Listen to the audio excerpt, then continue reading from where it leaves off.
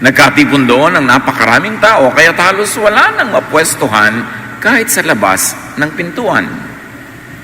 Habang nangangaral si Jesus, may dumating na 4 na taong may dalang isang paralitiko.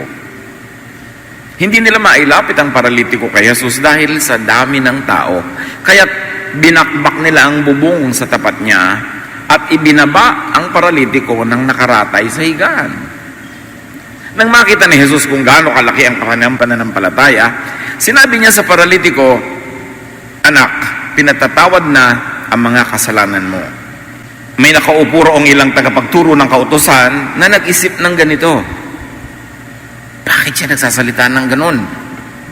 Nilalapastangan niya ang Diyos. Hindi ba't ang Diyos lamang ang nakakapagpatawad ng kasalanan? Alam ni Jesus ang kanilang iniisip, kaya't sinabi niya agad, bakit kayo nag-iisip ng ganyan?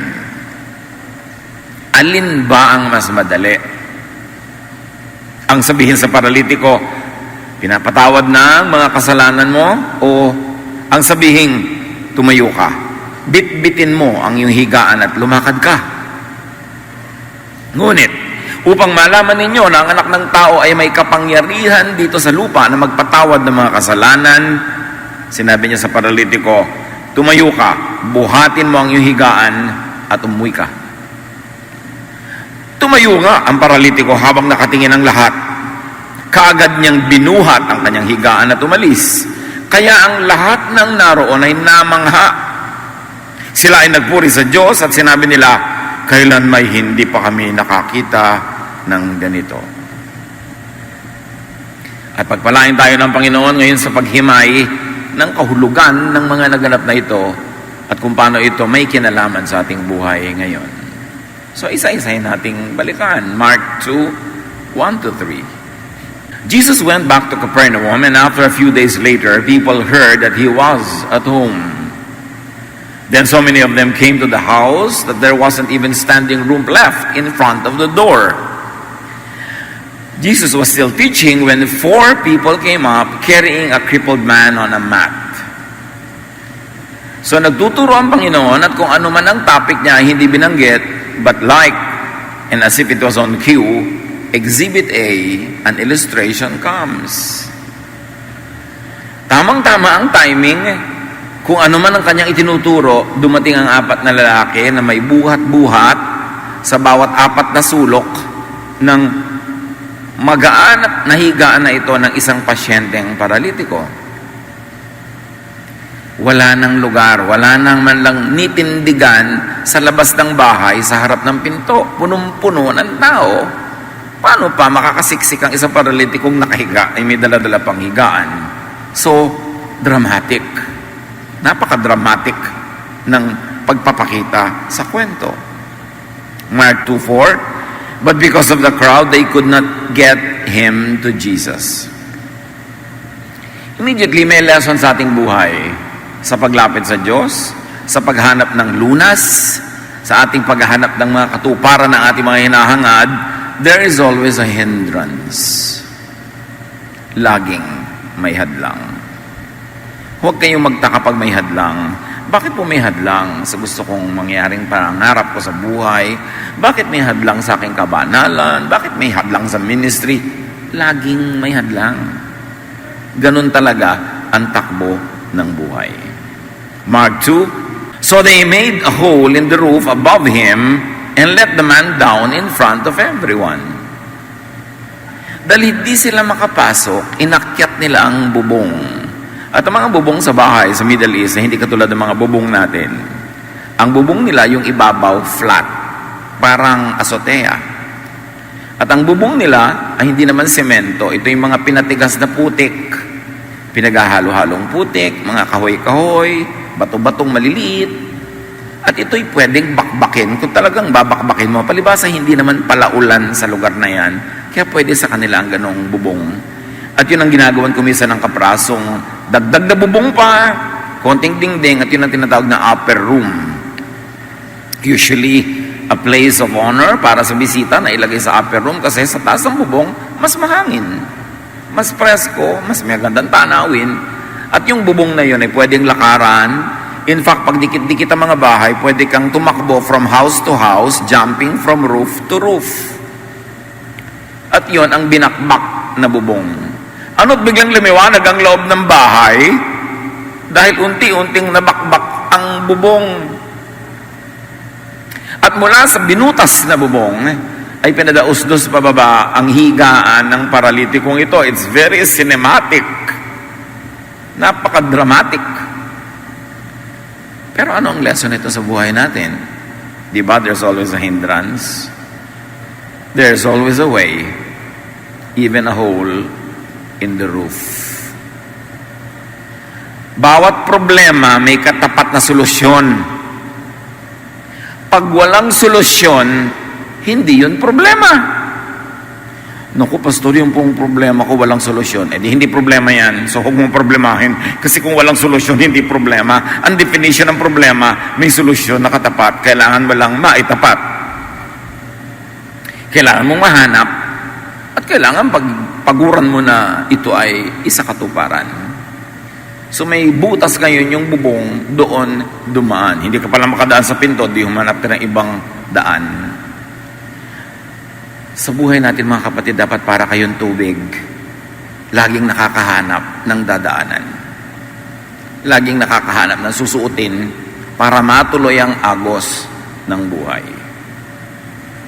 Mark 2:5, habang bumababa itong manual elevator na ito, napatingin ang lahat siyempre. When Jesus saw how much faith they had, He said to the crippled man, "My friend, your sins are forgiven." Kung hindi sila makapasok horizontally, nakarating sila vertically. At kung hindi sila pararaanin ng mga tao horizontally, siguradong vertically pararaanin sila dahil kung hindi magsisiksikan yung mga tao para sila bigyan ng luwag, madadaganan sila. So nahawi ang tao sa lugar na babagsakan ng higaan. Natural, gusto mong bang sunungin yung may sakit.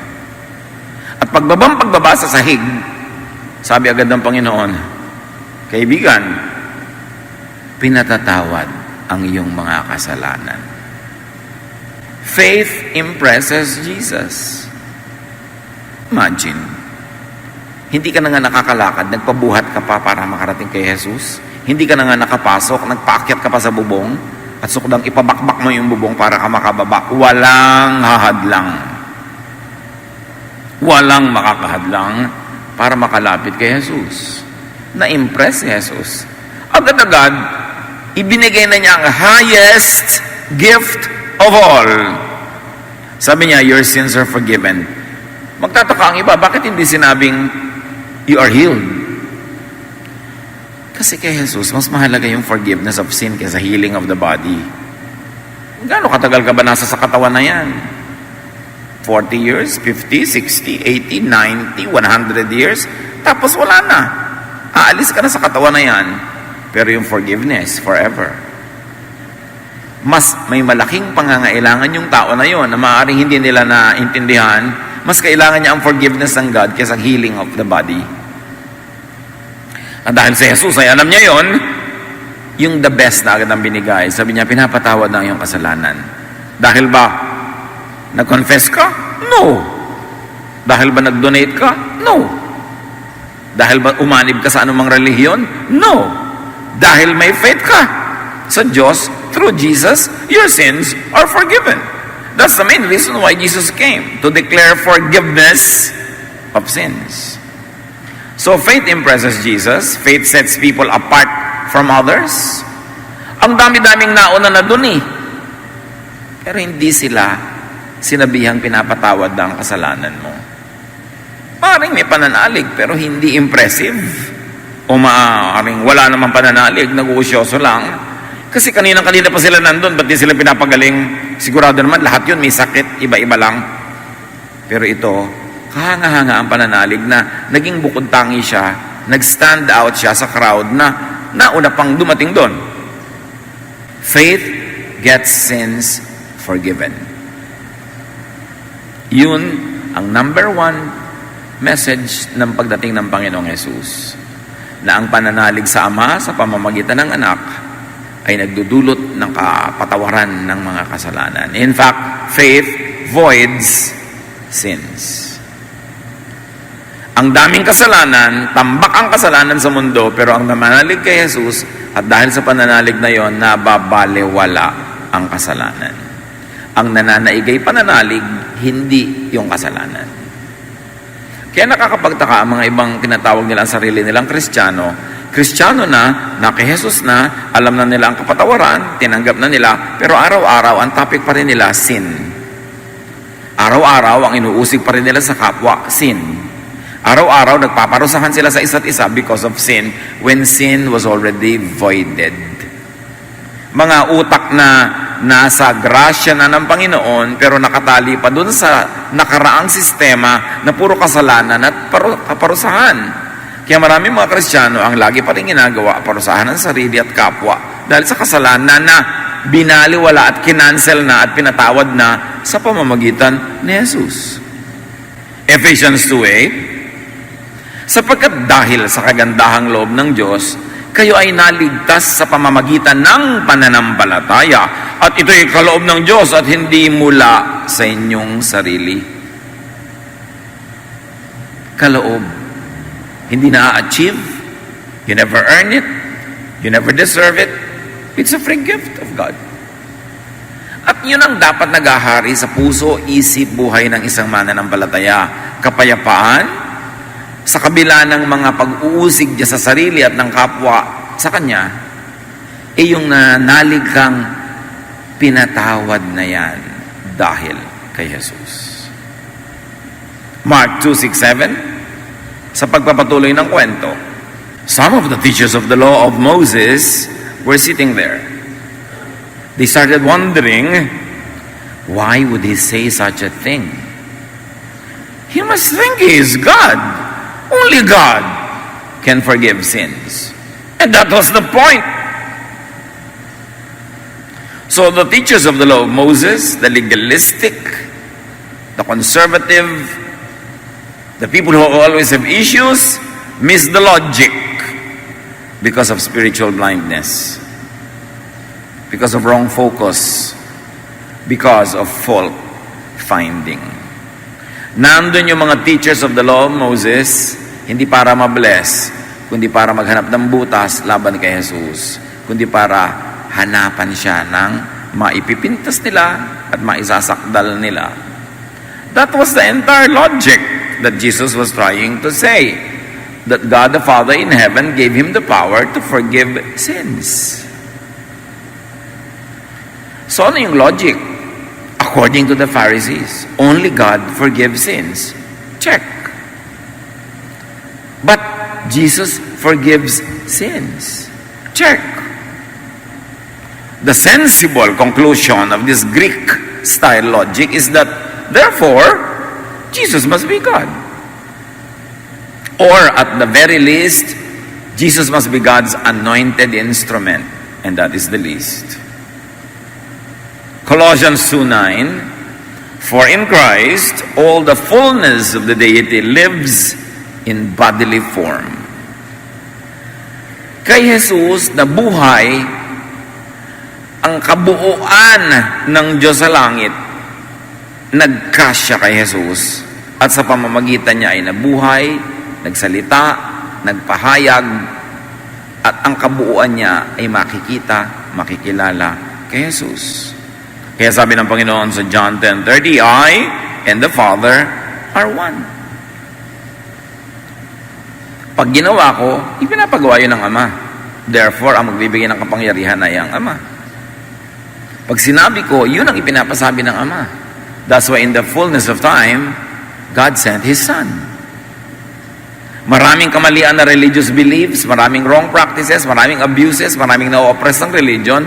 God sent His Son to correct religious errors, to correct even the teachings of the laws of Moses and the applications which had become very, very cruel. So sabi nila, Diyos lang nakapagpatawad. Diyos ba siya? At hanggang ngayon, maraming ibang issue, yan. Maraming ibang tao, yan ang issue laban nila kay Jesus. Diyos ba siya? Tao lang yan. But even those who doubt the divinity of Jesus before and at birth, even those who doubt the divinity of Jesus in his lifetime, they must never forget and should not ignore at least the divinization of Jesus during the crucifixion, after his death, and especially after the resurrection. Kung may pagdududa ang iba sa kabanalan, sa pagiging Diyos ni Kristo, ni Jesus, at kuminsan ay may mga verses pa silang pang support dyan, hindi nila pwedeng ikaila ang itinuturo ng Bible. At the very, very least, kung pagdududahan man ng iba na si Jesus ay Diyos na sa simula, Diyos siya nung habang siya'y nabubuhay, siya'y ginawang Kristo, ginawang Messiah, ginawang the Anointed One, nung siya'y namatay sa krus at nabuhay na muli. Acts 2:36, everyone in Israel should then know for certain that God has made Jesus both Lord and Christ, even though you put him to death on a cross.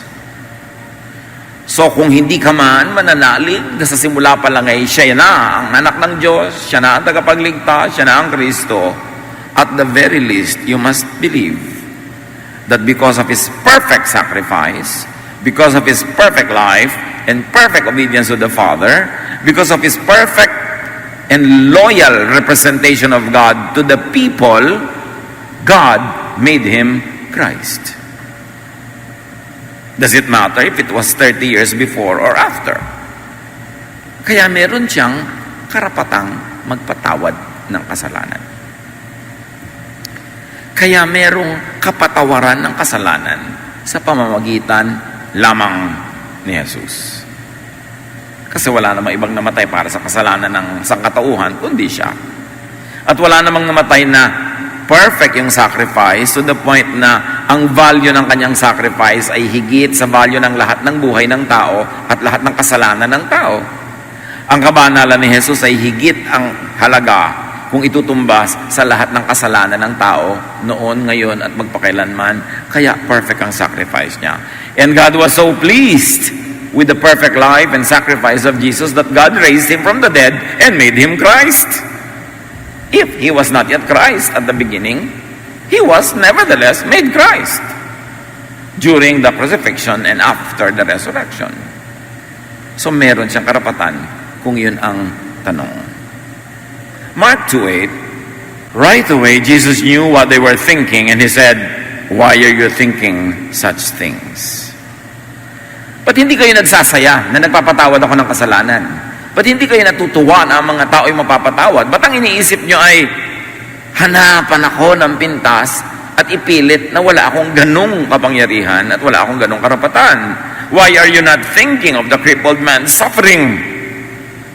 Why are you not thinking of the crippled man's salvation and redemption and well-being when I declare forgiveness? Bakit yan ang iniisip at pinapansin nyo at hindi yung mga tamang bagay? Sa palagay nyo ba, mahirap o madali magpatawad? Pero para malaman nyo, sabi ganon, na pwede at kaya kong magpatawad, may gagawin ako ibang bagay. Mark 2:9, is it easier for me to tell this crippled man that his sins are forgiven, or tell him to get up and pick up his mat and go on home? In other words, Jesus was saying, what is easier? To say words of forgiveness, which I have said, which needs no proof of efficacy? Alin ba mas madali? Sabihin kong pinapatawad ka na hindi ko na kailangan patunayan na tumalab dahil paano mo papatunayan tumalab? O sabihin kong at magsalita ako ng words of healing which need instant proof of being effective. So pumili kayo, sabi ni Jesus. Sasabihin kong pinapatawad kita, which is more important, kaya lang, hindi nyo mapapatunayan kasi wala namang magiging physical proof na pinatawad siya.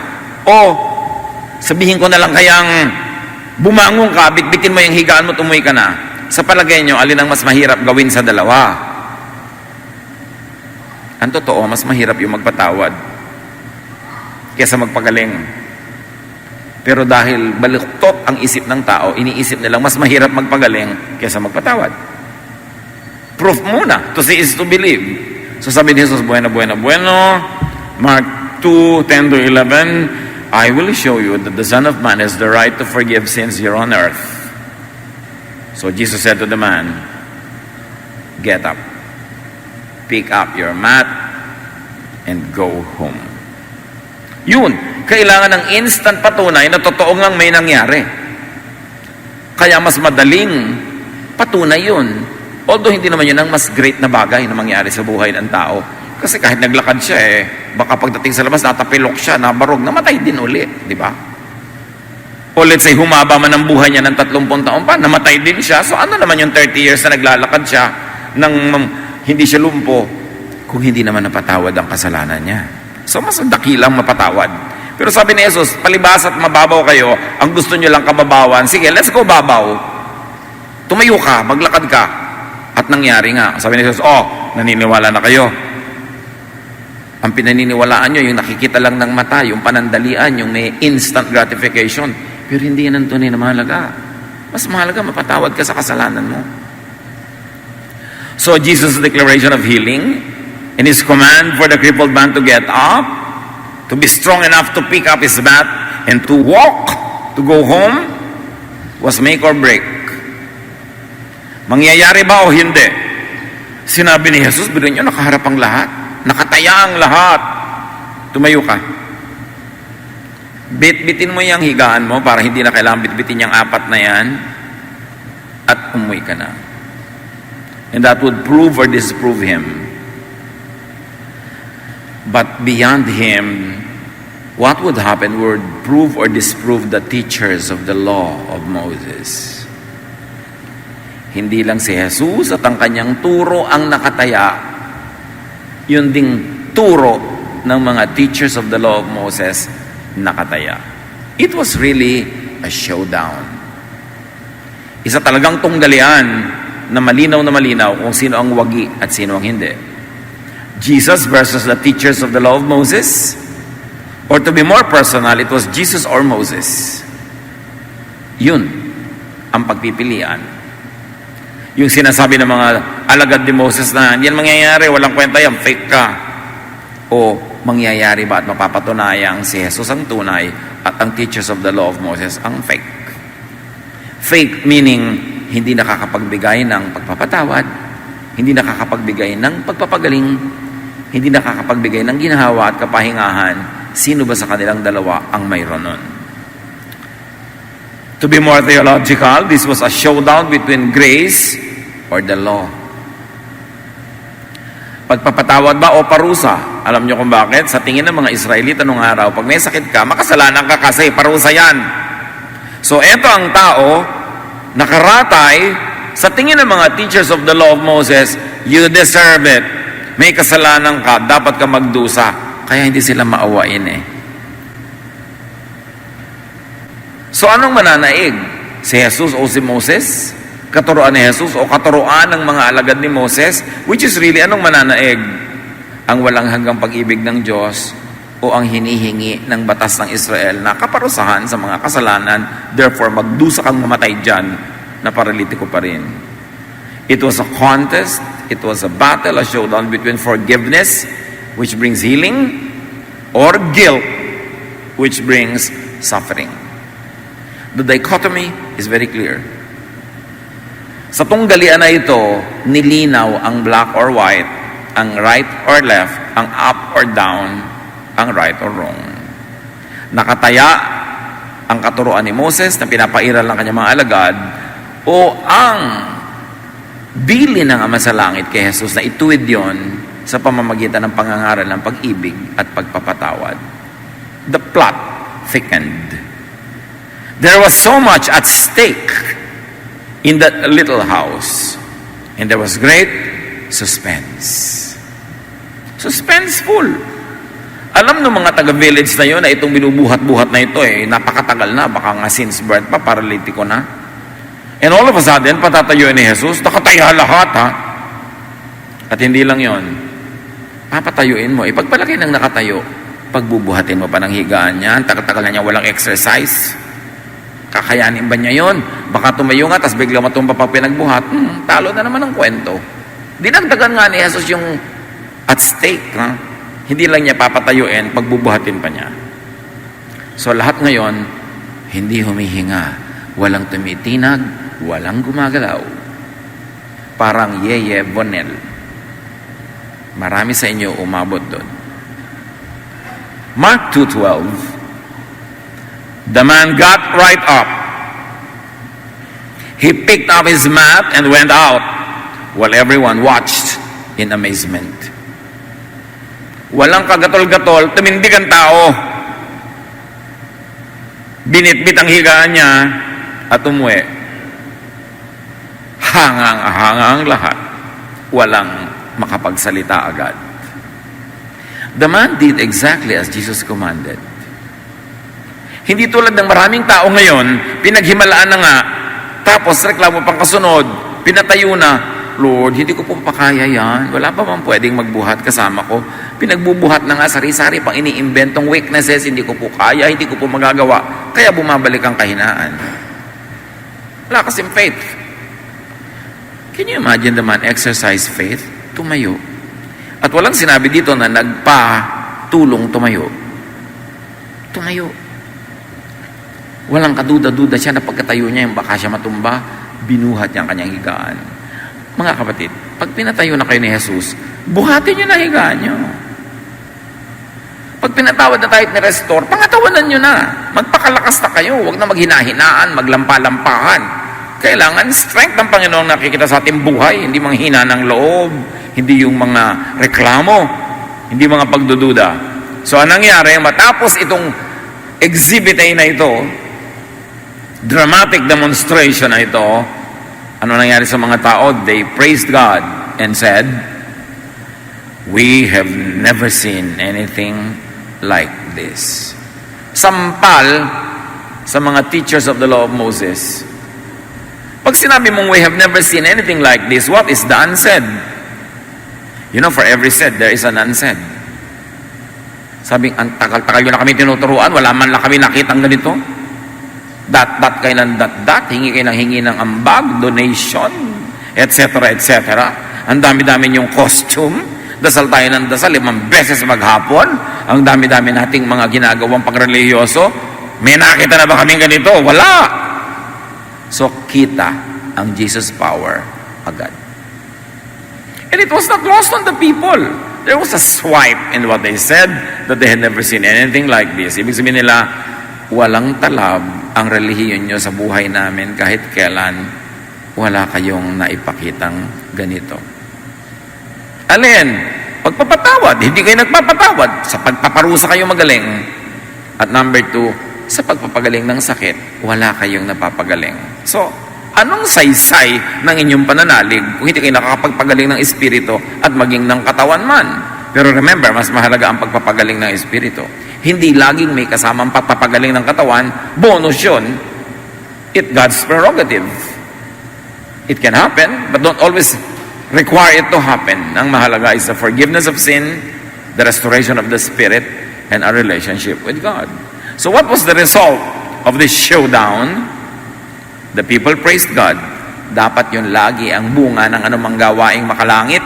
Napupuri ang Diyos, hindi ang tao, hindi ang relihiyon, hindi ang grupo, ang Diyos. God was praised, and the people realized the uniqueness of Jesus' power, person, and ministry. Dapat yung nangyari yon ay humantong sa mas marami pang gumaling, mas marami pang nakalakad in many other ways, mas maraming restoration. Hindi na sinabi sa kwento kung gano'n ang naganap. Pero dapat, yun ang maganap.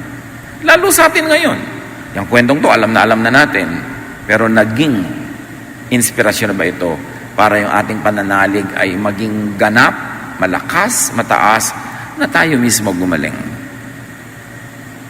Mahalaga. What do you need from Jesus? This crippled man knew exactly what he needed. He needed healing. We don't know if he had more profound reasons for being there, if he needed forgiveness. But what we know is this: his faith was so great, it impressed Jesus. What do you need from Jesus? Healing? Forgiveness? Restoration? He is the same yesterday, today, and tomorrow. That Jesus that healed that crippled man is the same Jesus who is our Lord now. So kung anong kailangan natin sa Kanya, ilapit. Remember, dalawa yan. Inuna ni Jesus forgiveness. And then dinagdag yung healing. Dapat may forgiveness na sa ating buhay lahat. Lumapit na ba tayo? Humingi ng tawad, nagpasakop. At kung loobin pa ng Panginoon na pati ang ating katawan ay pagalingin, bonus, salamat. Pero hindi niya yun duty.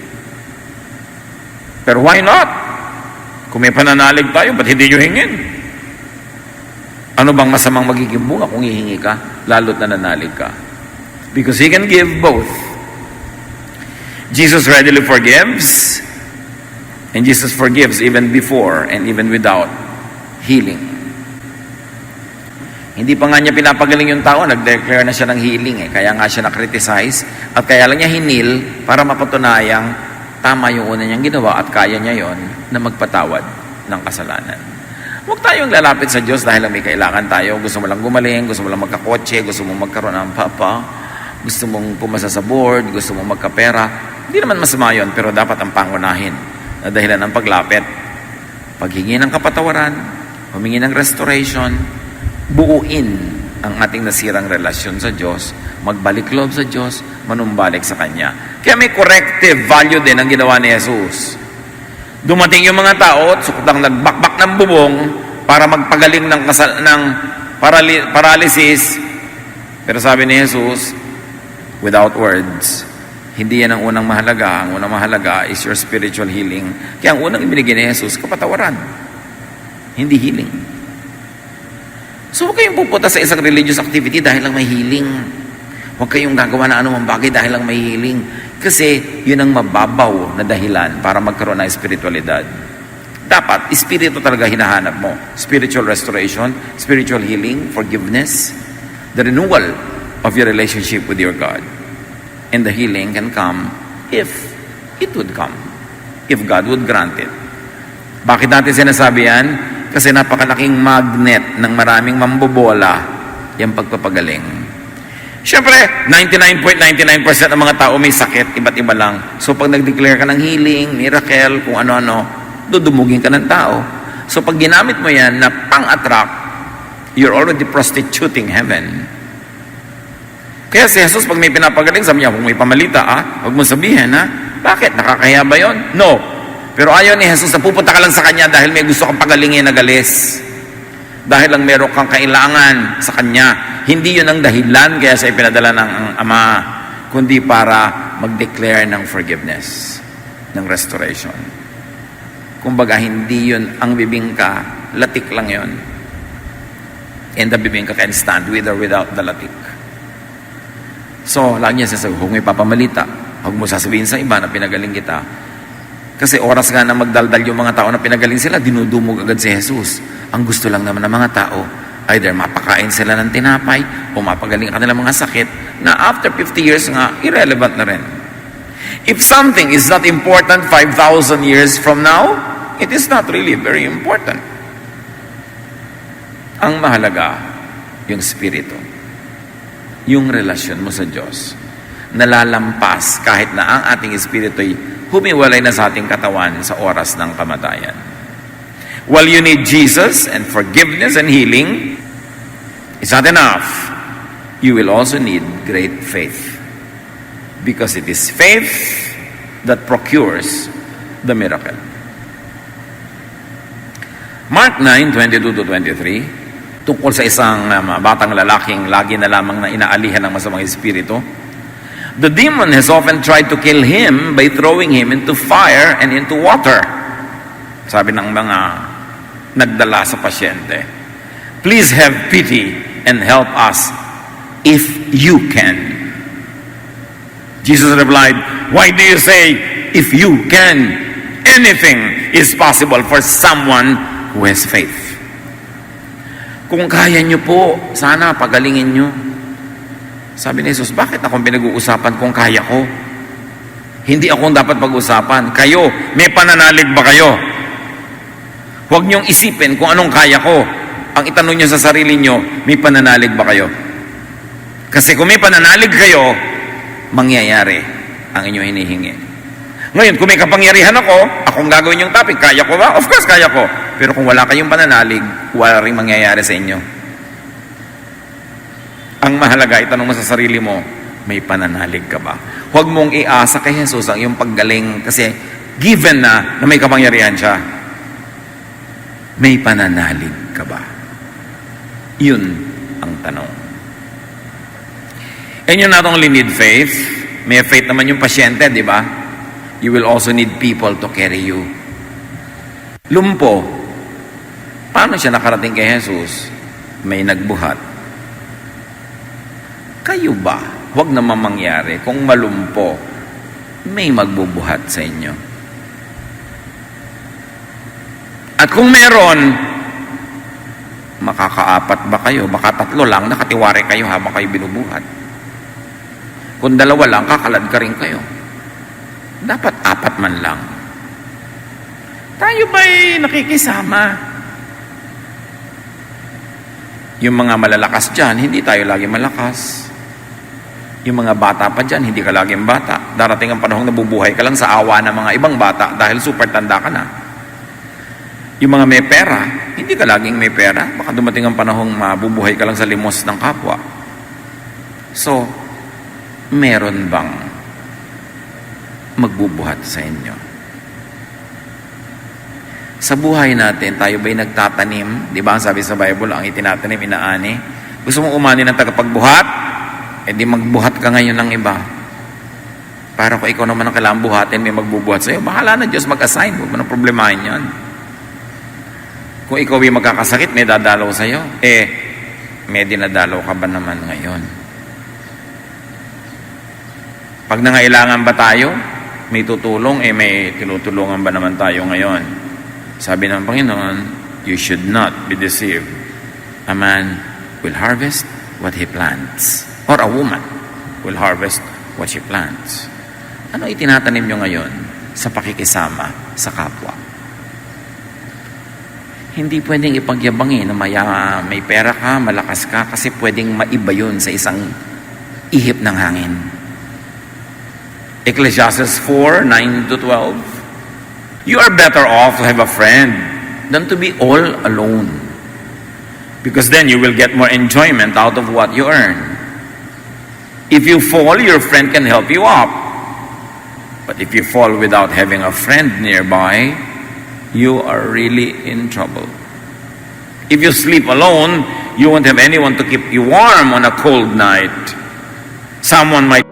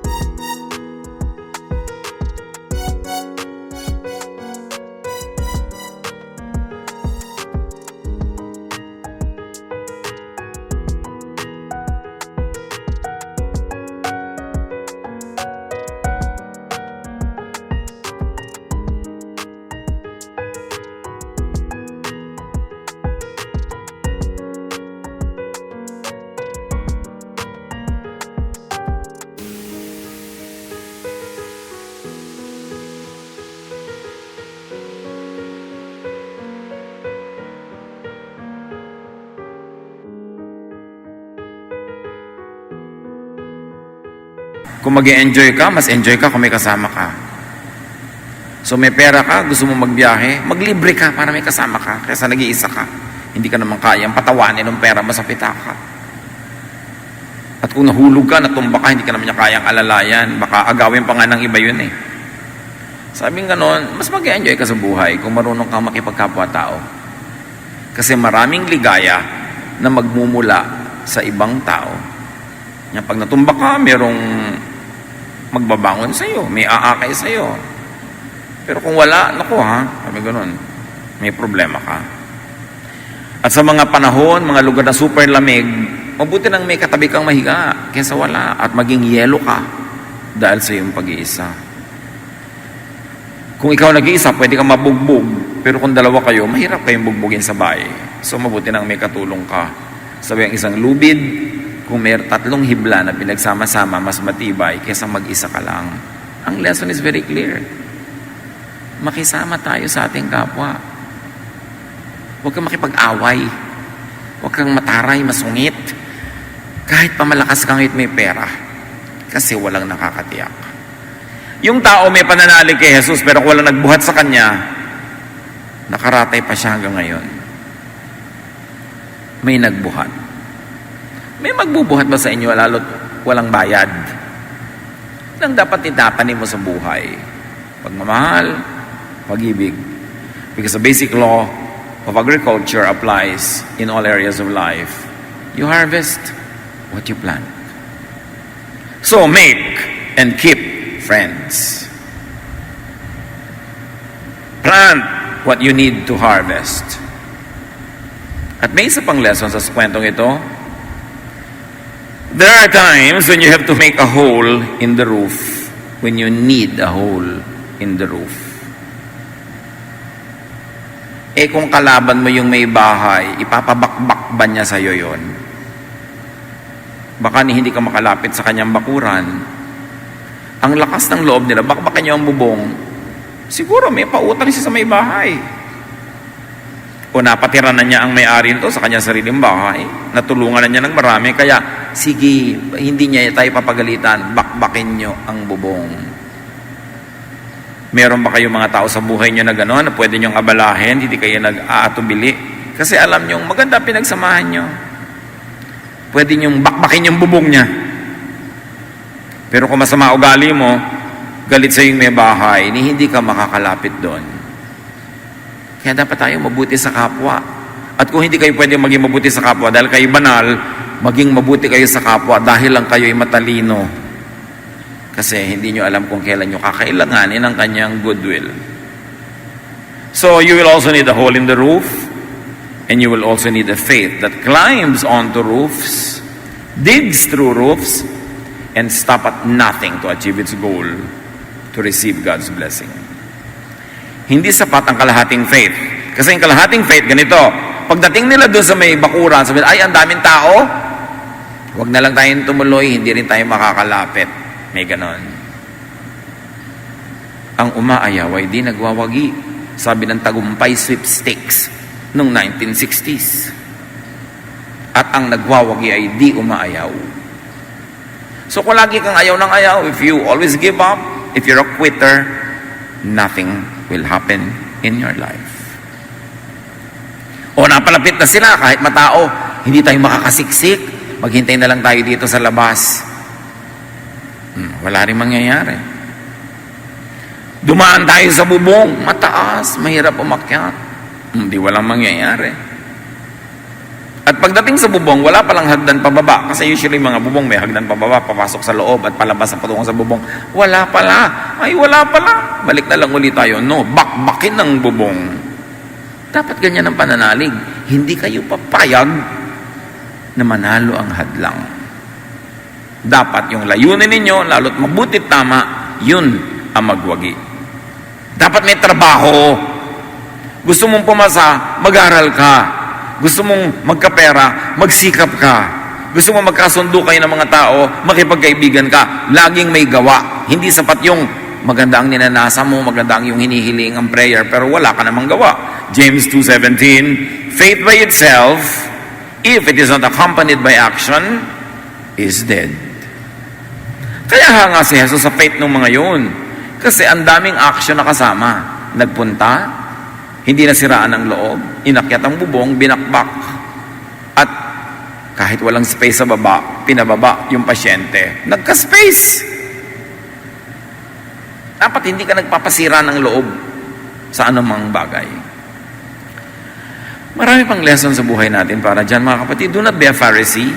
Do not be a teacher and promoter of the law of Moses today. Hindi na yan ang dapat. nakita sa tunggali na to, Jesus versus Moses, law versus grace, huwag ka na mag-promote ng bagay na pinalitan na ni Jesus. Instead, be a teacher of the law of Jesus. And this is the law of love. Instead of being a critic, being a teacher of the law, being legalistic, be a forgiver, be a healer, kasi yun ang example ni Jesus. Pag may mga tao ba na nakikita natin, ang gusto nyo, sabihin, you are a sinner, kaysa mag-declare kayo ng forgiveness.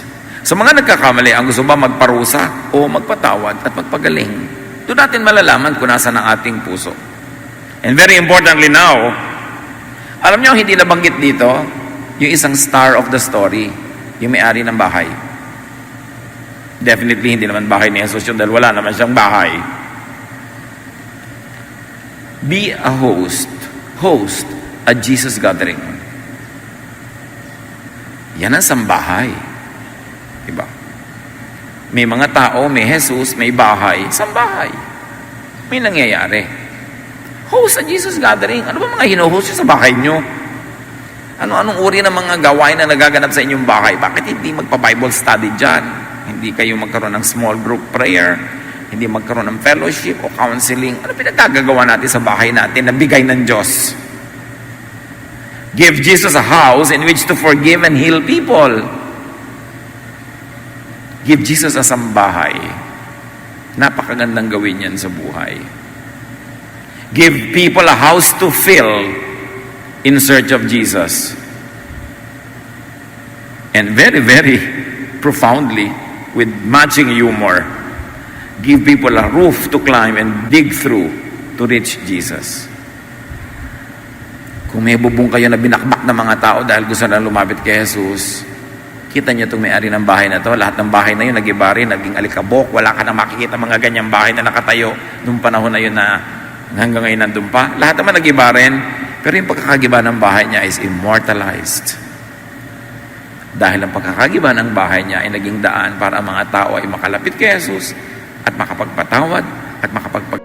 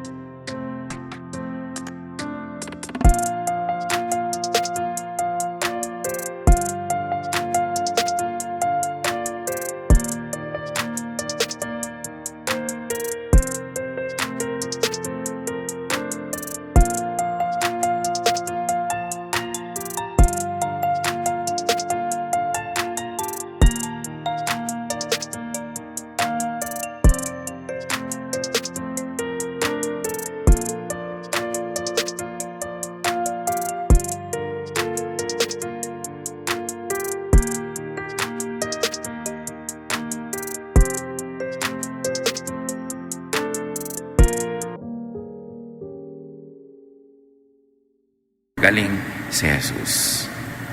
Kung meron tayong ari-arian, mga bagay-bagay na kuminsan ay nadadamage, sa gigiba, naluluma dahil ginagamit sa paggawain ng Panginoon, maganda nga kaysa naluma sa walang saysay. Ang ganda ng kalooban ng may bahay na ito. Kaya pati nagbakbak ng bubong, hindi nagdalawang loob. Alam niyang okay lang. Mahalaga yung bahay, mahalaga yung bubong, pero mas mahalaga na ang pag-ibig ng Diyos ay makilala, makita sa buhay ng mga nangangailangan. Allow your roof to be dug for people to get to Jesus. At mahalaga pa, mga kapatid, kung hindi kayo yung paralitiko, be one of the 4 that carries that bed. Pasalamat tayo pag hindi tayo ang pasyente. At kung hindi tayo ang pasyente, kayo ang mag-alaga. Kayo magbuhat. Magiging bahagi kayo ng gawain ng Panginoon.